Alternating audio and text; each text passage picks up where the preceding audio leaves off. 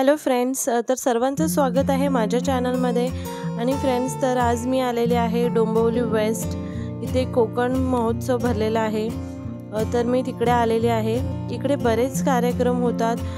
मंगळागौर होती, नाटकं होती आणि बरंच काही स्पर्धा वगैरे सुद्धा होत्या, रोज होतात.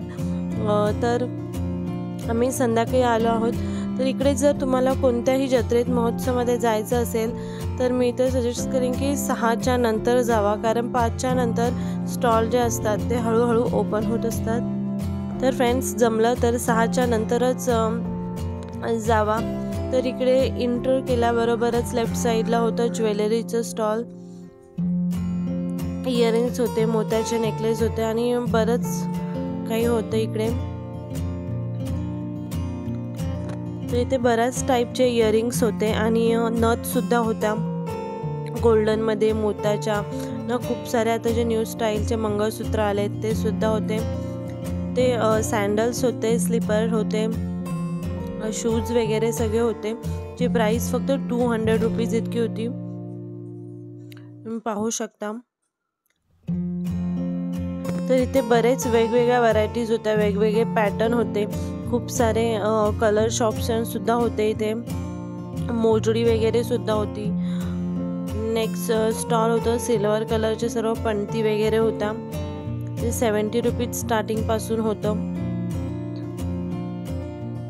म्हणजे पूजाचे जे मटेरियल साहित्य असतं त्याचं स्टॉल होतं. हे सिल्वर कलरचे ताट वगैरे, छोटा प्लेट्स असतात किंवा पाट असतात ज्याच्यावरती आपण देव ठेवतो, मूर्त्या वगैरे, बरंच काही काही होतं. खूप ऑप्शन्स होते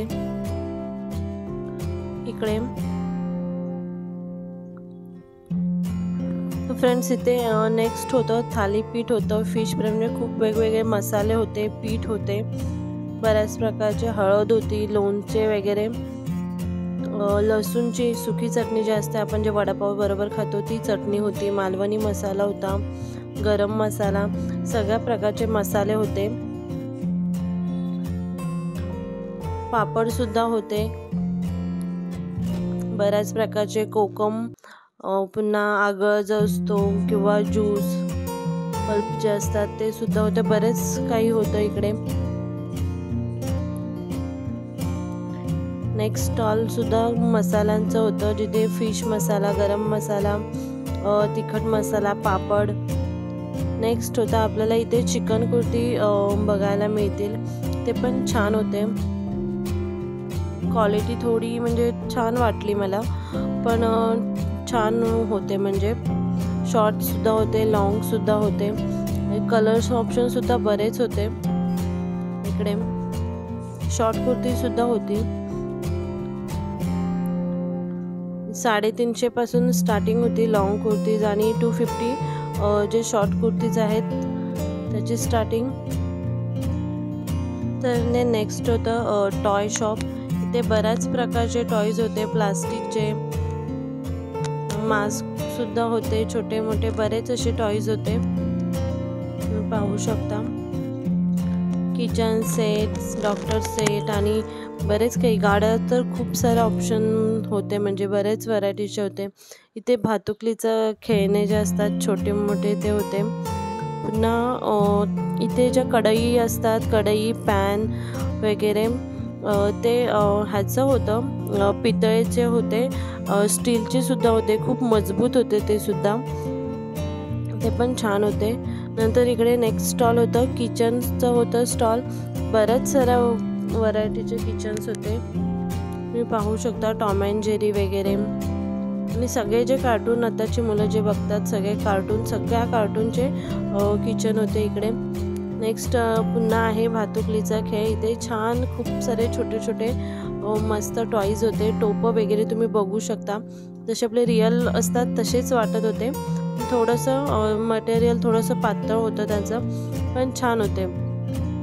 5 रुपयापासून स्टार्टिंग होती सर्व टॉईजची, जे छोटे छोटे होते. त्याच्यानंतर कुकर वगैरे 20 रुपीज, पुन्हा फ्रीज वगैरे होते ते 150, 200 असे बरेच कपाट जे होतं ते 350, पोलपाट 60 रुपीज. हे छोटे मोठे जे आहेत ते 5 रुपीज अशी स्टार्टिंग प्राईज होती. तर बरेच होते याच्यामध्ये. तुम्ही व्हिडिओ वगैरे बघाल तरी पण 20-30 असंच रेंजमध्ये सगळे होते टॉईज. नंतर इथे आपलं जत्रेमध्ये नेहमीच सगळीकडे असतात ते खेळ. बरेच जण ट्राय करतात. आम्ही लास्ट टाइम ट्राय केलेलं होतं, त्यामुळे यावेळी नाही केलं. 2-3 गेम खेळलो होतो ॲक्च्युली आम्ही, पण यावेळेला नाही खेळलो.